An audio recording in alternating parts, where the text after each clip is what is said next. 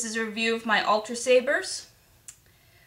I want to start by addressing one of the most common questions I get asked, which is whether or not these blades, Greetings! This is a review of my UltraSabers. I would like to start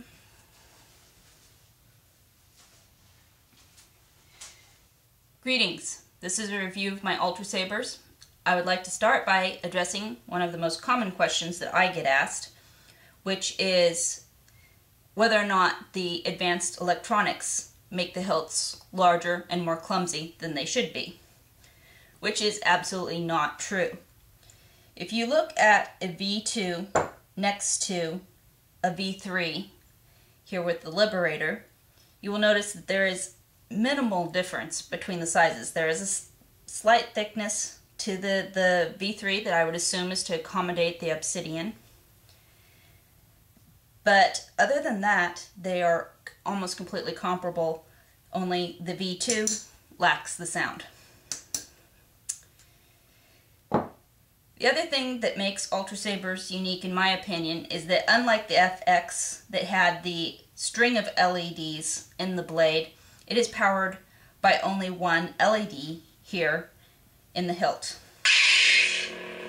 However, it gives a consistent light in the blade, and it really cuts down on battle damage on these things. This particular saber is equipped with the flash on flash option, so it is main color is consular green, but it does flash Aegean silver. It also has the lockup feature. As you can tell, it's got sound. I'm actually going to turn that off now. This is UltraSabers' Obsidian soundboard. It is a very cool little piece of technology.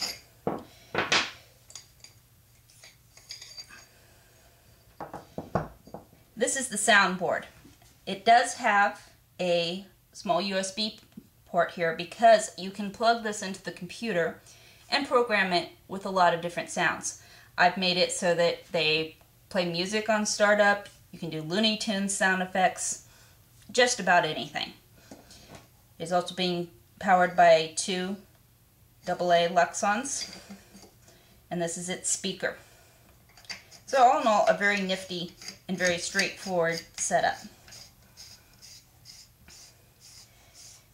You will notice that my Liberator has a very basic on-off switch versus the Overlord, which has the new AV switch of the non-illuminated variety.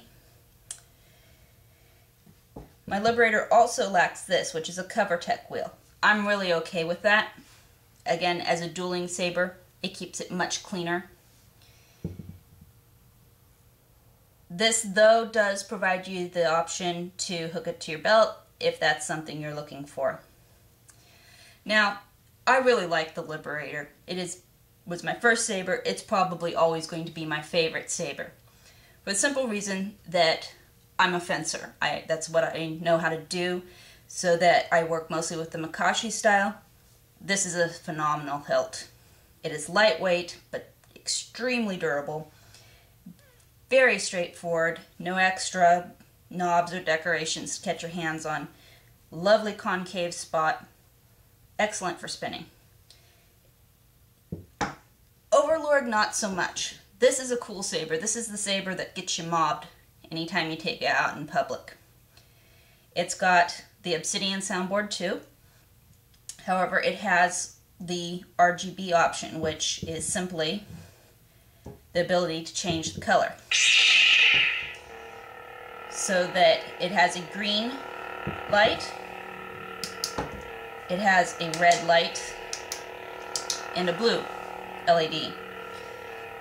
But you can now use them to mix completely different colors.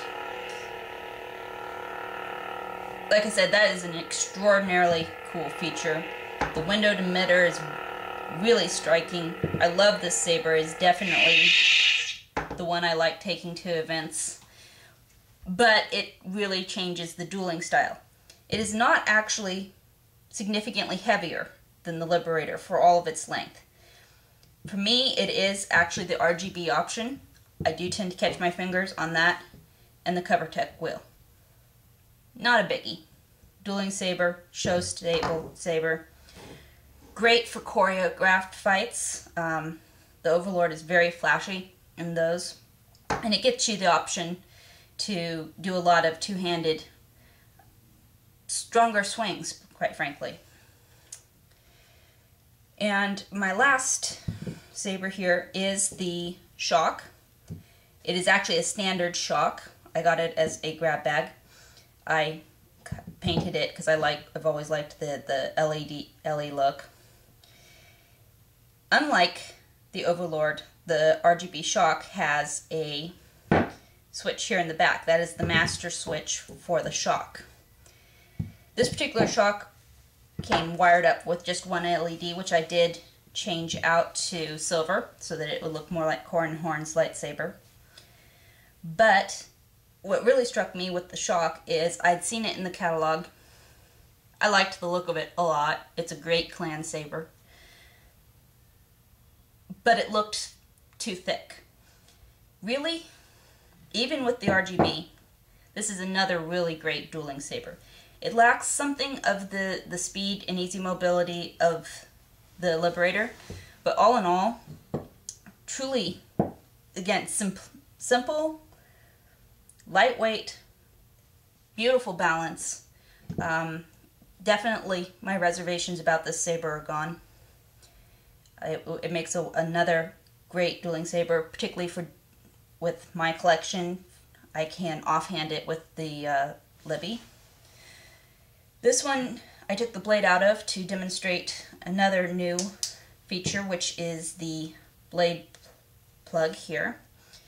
It is a piece of fiberglass that fits into, polycarbonate that fits into the lightsaber.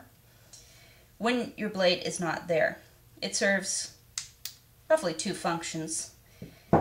In hilts like the Liberator,